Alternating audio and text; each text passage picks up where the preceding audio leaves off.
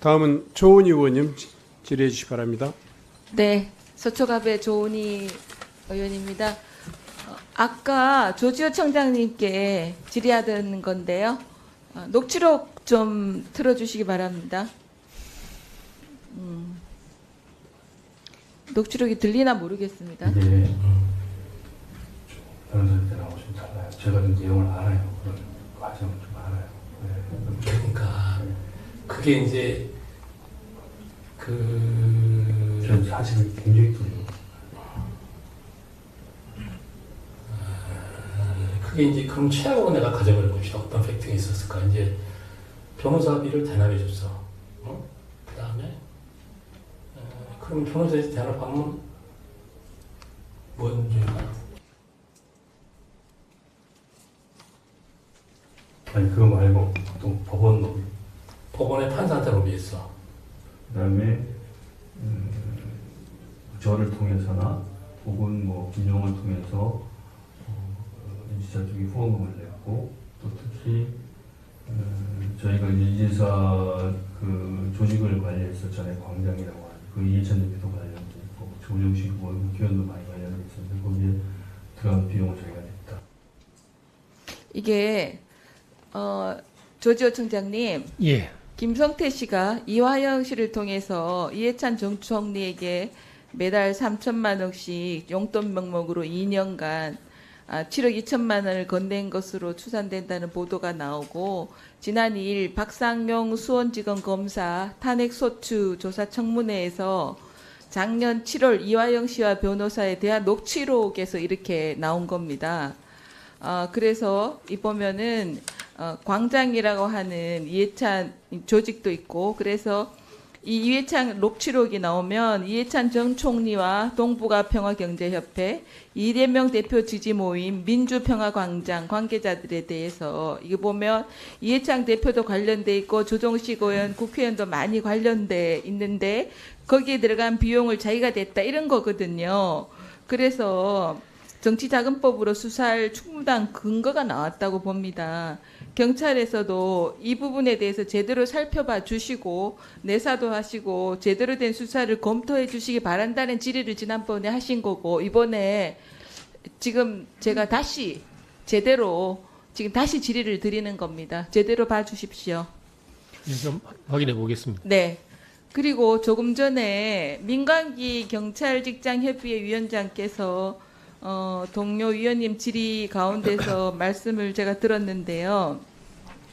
사실 저도 지난 7월 경찰 세 분이 연이어서 과로사한 사건 등 이 경무에 고생하시는 대다수 경찰분들의 노고에 대해서 안타깝게 생각합니다. 그리고 경찰직협에서 구호로 외치는 대한민국 경찰관은 기계가 아니다라는 부분에 대해서 상당히 공감을 하는데요.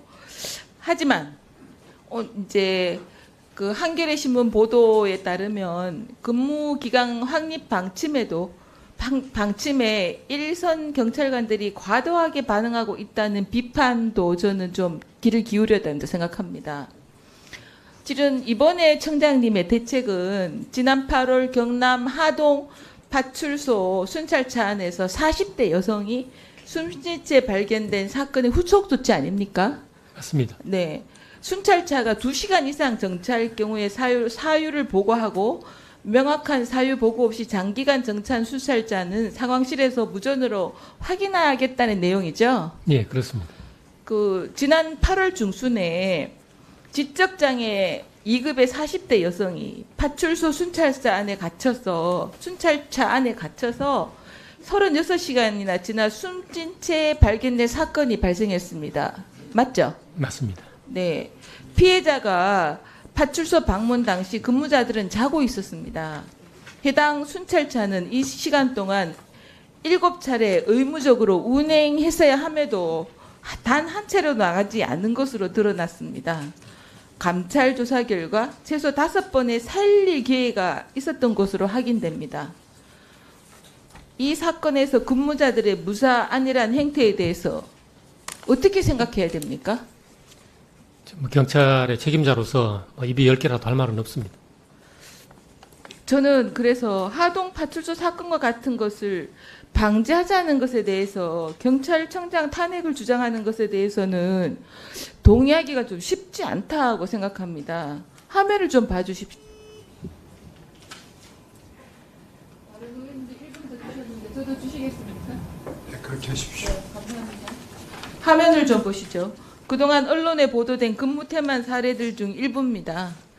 이런 상황을 그대로 두어야 된다고 생각하시는 않을 겁니다. 청장님, 지역경찰이 순찰을 소홀히 하는 문제는 개선돼야 된다고 생각합니다. 그래서 민중의 지팡이인 경찰의 모습을 개선해 주시길 바랍니다. 그래 주시겠습니까? 예, 경찰이 국민들이 바라는 활동을 할 수 있도록 계속 네. 노력하겠습니다. 그리고 행안부의 권준영 과장님 나오시면서 들으십시오. 과장님, 역대 어떤 정부도 하지 못했던 대통령실 이전 과업을 수행하는 데 있어서 과장님께서 어떠한 소홀함이나 비위행위가 있었습니까? 또 전혀 어떤 없었습니다. 애로사항이 있었는지 간단히 입장을 밝혀주십시오. 짧은 시간 내에 대통령실 이전이라는 추의 현장에서 급박하게 업무를 처리하기에 바빴고 관련 참여자들이 최선을 다해서 매 순간 일을 했습니다.